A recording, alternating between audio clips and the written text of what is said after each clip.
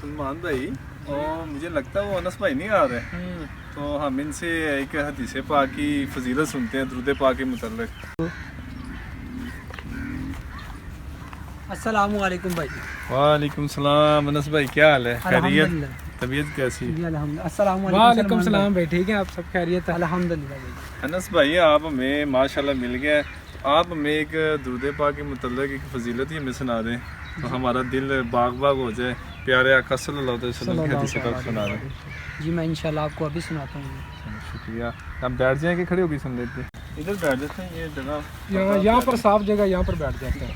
یہاں بھی بیٹھ جاتے ہیں۔ انس بھائی آپ اس طرف آ جائیں، آ جاؤ آپ ادھر بیٹھ جائیں تو ہم بیٹھ جاتے ہیں۔ اب میں آپ کو درود پاک کی فضیلت سناتا ہوں۔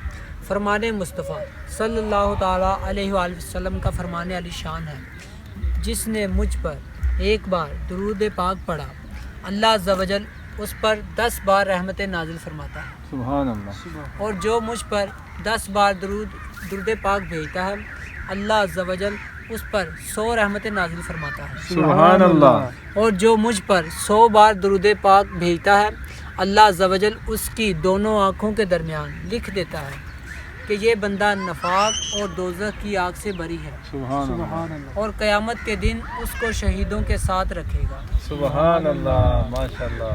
اللہ پاک سے دعا ہے کہ ہمیں کثرت سے درود پاک پڑھنے کی توفیق عطا فرمائے۔ آمین۔ الصلاۃ والسلام الصلاۃ والسلام علیک یا رسول اللہ وعلی آلک واصحابک یا حبیب اللہ۔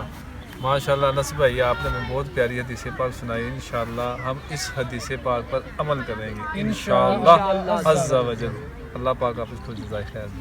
السلام علیکم۔ وعلیکم السلام۔ السلام علیکم۔